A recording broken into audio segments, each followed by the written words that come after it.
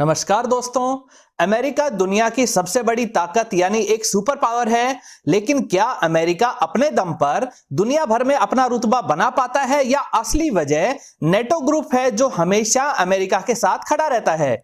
क्या है नेटो और कैसे इसने अमेरिका की किस्मत बदल दी है, ये जानेंगे इस वीडियो में। साथ ही जानेंगे कि कैसा है और कितना ताकतवर है दुनिया का सबसे बड़ा, सबसे पावरफुल और सबसे एडवांस्ड अमेरिकी aircraft carrier Gerald R Ford.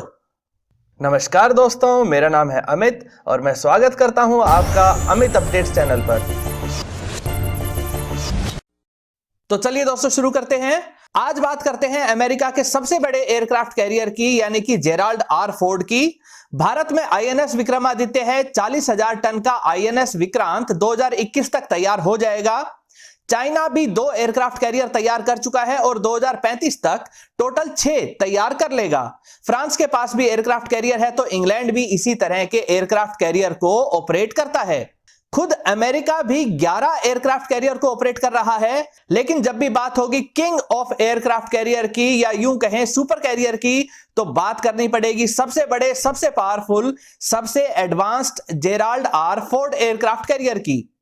1 lakh ton से भी ज्यादा वजनी और 337 मीटर लंबाई वाला यह विशालकाय एयरक्राफ्ट कैरियर अपनी फाइनल ट्रायल्स को पूरा कर रहा है और बहुत जल्दी यह अमेरिकी नेवी की अगुवाई करता हुआ दिखाई देगा। ऑटोमेशन व कंप्यूटर कंट्रोल्ड होने के कारण इसमें लगभग इसी साइज के निमित्ज क्लास के एयरक्राफ्ट कैरियर के कंपैरिजन में क्रू के रूप में बहुत ही कम लोगों की आवश्यकता होती है। जेराल्ड आर फोर्ड एक बार में ही 90 एयरक्राफ्ट को लेकर चलेगा, जिसमें FA-18 Super Hornet, E-2 Hawkeye, F-35C stealthy fighter jet व SH-60 हेलीकॉप्टर भी शामिल हैं।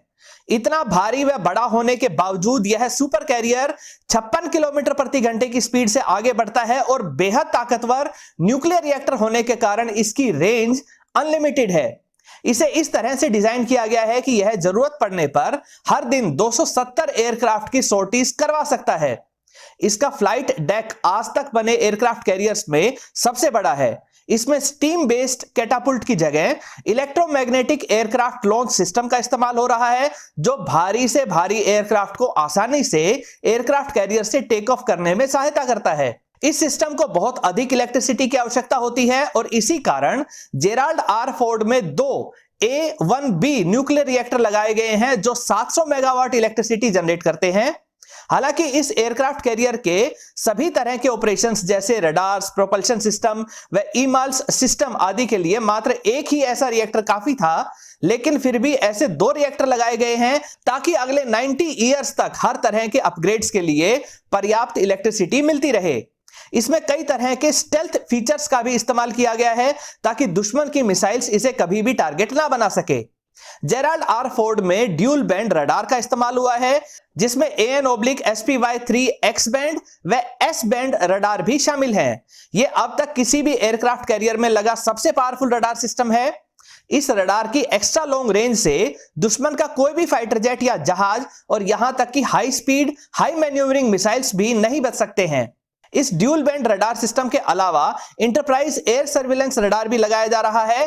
साथ ही अपने बचाव के लिए इस्तेमाल किए जा रहे एयर डिफेंस सिस्टम की बात करें तो इसमें बेहद एडवांस्ड सी स्पैरो मिसाइल्स लगी हुई हैं, जो मौजूदा समय की दुश्मन की हर मिसाइल को हवा में ही रोक देती है। इसके अलावा भी रोलिंग एयरफ्रेम मिसाइल भी लगी हैं और फ्यूचर के चैलेंजेस को देखते हुए बेहद powerful free electron laser system भी लगा हुआ है, जो किसी भी फाइटर जेट, ड्रोन या मिसाइल को बहुत दूर से ही डिस्ट्रॉय कर सकता है। जेराल्ड आर फोर्ड में हर समय 2600 सेलर्स मौजूद रहेंगे। यह संख्या निमित्ज क्लास के एयरक्राफ्ट कैरियर में काम करने वाले 3200 सेलर्स से काफी कम है। स्टेल्थ टेक्नोलॉजी का पूरा फायदा उठाने के लिए जेराल्ड आर फोर्ड पर F-35 स्टेल्थ कैटेगरी के फाइटर जेट्स का सबसे बड़ा और सबसे महंगा C वेरिएंट यानी कि F-35C ऑपरेट किया करेंगे। Gerald R Ford super carrier की कॉस्ट $12 मिलियन है, जो भारत के द्वारा खरीदे गए 36 राफेल फाइटर जेट्स की कुल कीमत से लगभग डबल है। अमेरिका का डिफेंस बजट $700 बिलियन से भी ज्यादा है और पूरी दुनिया में अपना दबदबा और रुतबा बनाए रखने के लिए अमेरिका को इस तरह के बेहद ताकतवर और महंगे एयरक्राफ्ट कैरियर की आवश्यकता होती है। अमेरिका की ताकतवर नेवी से वैसे भी कोई भी देश टक्कर लेने की हिम्मत नहीं करता है और ऐसे में जेराल्ड आर फोर्ड जैसे एयरक्राफ्ट कैरियर का सामना फ्यूचर में कोई कर पाएगा या नहीं, यह देखने वाली बात रहेगी। दोस्तों, अब जानते हैं कि अमेरिका के पास इतना पैसा, इतनी ताकत कहां से आता है। दोस्तों, कोई भी देश अमेरिका से टक्कर लेने से पहले 10 बार सोचता है, क्योंकि अगर अमेरिका से लड़ाई हुई तो अकेला अमेरिका ही नहीं आएगा बल्कि 29 देश एक साथ अटैक करेंगे। यहां बात की जा रही है नेटो संगठन की। नेटो यानी कि नॉर्थ अटलांटिक ट्रीटी ऑर्गेनाइजेशन, इसका हेडक्वार्टर बेल्जियम में है। एक साथ 29 देशों के सामने आने पर कोई भी देश इनसे बचना चाहेगा और इसी मकसद के लिए 1949 में इसे बनाया गया था। इस ट्रीटी में कहा गया है कि 29 में से किसी भी देश पर कोई अटैक होगा तो यह अटैक पूरे संगठन यानी 29 देशों के नेटो ग्रुप पर माना जाएगा और सभी मिलकर इसका मुंहतोड़ जवाब देंगे। हालांकि ज्यादातर इश्यूज सिर्फ अमेरिका के ही होते हैं दूसरे देशों के साथ, इसलिए हमने अक्सर इंग्लैंड, फ्रांस आदि को अमेरिका का साथ देने के लिए अपने फाइटर जेट्स व जंगी जहाजों को भेजते हुए देखा है। लेकिन इस ग्रुप यानी नेटो की शुरुआत अमेरिका ने नहीं की थी। इसे 1947 में शुरू किया था फ्रांस और यूनाइटेड किंगडम ने, ताकि वे मिलकर जर्मनी या सोवियत संघ, जिसकी मुख्य शक्ति रशिया थी, इससे मुकाबला कर सकें।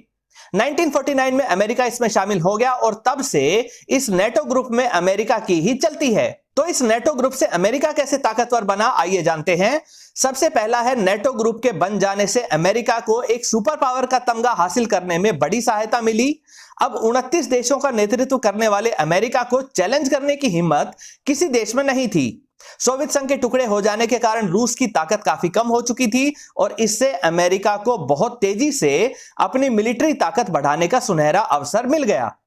दूसरा बड़ा फायदा अमेरिका को ट्रेड पॉलिसीज के रूप में मिला। जब अमेरिका सुपर पावर बन ही चुका था तो उसने अपने हिसाब से सारी ट्रेड संबंधी शर्तों को इस हिसाब से रखा कि सारी दुनिया से जमकर फायदा उठाया जा सके। आपको जानकर हैरानी होगी कि एक कहावत है कि सारी दुनिया बचत या सेविंग करती है ताकि अमेरिकी लोग जी भरकर खर्च कर सकें। दुनिया भर की कंपनीज को अमेरिकी मार्केट में एंट्री चाहिए तो उन्हें अमेरिका में काफी ज्यादा इन्वेस्टमेंट लगानी पड़ती है, जिसका return year on year basis पे मात्र 1 से 1.5% ही रहता है। अमेरिकी प्रोजेक्ट्स के लिए पैसा दुनिया भर से लगाया जाता है और फिर अमेरिकी लोग खूब खुलकर खर्च करते हैं। आपने अमेरिका और चाइना के ट्रेड इश्यूज के बारे में जरूर सुना होगा। पिछले 2 साल से लगातार अमेरिका नए टैक्स के माध्यम से चाइना को नुकसान देने की कोशिश कर रहा है। यह सब तब है जबकि चाइना ने $1700 बिलियन का इन्वेस्टमेंट अमेरिका में किया हुआ है। ऐसे में इन्वेस्टमेंट डूब जाने के डर से चाइना को अमेरिका की ज्यादातर शर्तें माननी ही पड़ रही हैं। अगला बड़ा फायदा रहा डॉलर की कीमत के रूप में। आपको पता ही है कि जिस चीज के लिए हमें 71 रुपीस खर्च करने पड़ते हैं, वही चीज अमेरिका को उनके $1 यानी $1 में ही मिल जाती है। नेटो ग्रुप के दम पर ही अमेरिका ने दुनिया भर के पेट्रोलियम उत्पादक देशों को सिर्फ डॉलर में ही कच्चा तेल यानी पेट्रोलियम बेचने के लिए तैयार कर लिया। इससे अमेरिका को जो फायदा हुआ उसको इस तरह समझिए कि भारत को सऊदी अरब से अगर पेट्रोलियम खरीदना है तो पहले इंडियन रुपीस को डॉलर में चेंज करवाना पड़ेगा। भारत और सऊदी अरब के बीच इस कॉन्ट्रैक्ट में अमेरिका का कुछ लेना देना नहीं होता है। इसी तरह से दुनिया भर से डॉलर के लिए आर्टिफिशियल डिमांड जनरेट करवाकर अमेरिका अपने डॉलर की वैल्यू को काफी ज्यादा बनाए रखता है। इससे जो चीज अमेरिका अपने लिए खरीदता है वह ऑटोमेटिकली सस्ती हो जाती है और जो चीज अमेरिका दूसरे देशों को बेचता है वह चीज उन देशों के लिए महंगी हो जाती है। अगर कोई तेल उत्पादक देश डॉलर में अपने तेल को बेचने से मना करे तो बहाने ढूंढकर उसका हाल इराक जैसा बना दिया जाता है। चौथा और सबसे बड़ा फायदा जो अमेरिका ने लिया है वो है दुनिया भर में आसानी से अपने महंगे हथियारों को बेचना। अमेरिका की इकोनॉमी में एक बहुत बड़ा हिस्सा डिफेंस उपकरणों का है। इसमें F-16, F-35 जैसे fighter jets, Chinook, Apache, Black Hawk जैसे helicopter, Predator, Guardian, Global Hawk जैसे ड्रोन्स आदि शामिल हैं। इनके अलावा सबमरीन्स, होवित्जर आदि सैकड़ों टाइप के डिफेंस उपकरणों को अमेरिका बेचकर खूब पैसा कमाता है। अब इन्हीं 29 नेटो देशों को हथियारों की इंटरऑपरेबिलिटी के नाम पर अमेरिका में बने हथियार ही खरीदने को मजबूर किया जाता है। ये देश चाहकर भी सस्ते और अच्छे रशियन उपकरण जैसे S-400A डिफेंस सिस्टम आदि नहीं खरीद सकते हैं। अगर ऐसा करते हैं तो सैंक्शंस लगाकर उनकी इकोनॉमी को खराब कर दिया जाता है, जैसा टर्की के साथ हो रहा है। टर्की की सिर्फ इतनी गलती थी कि उसने नेटो ग्रुप में होते हुए अमेरिका से एयर डिफेंस सिस्टम लेने की जगह रशिया से ज्यादा बेहतर और सस्ता S-400A डिफेंस सिस्टम खरीद लिया था।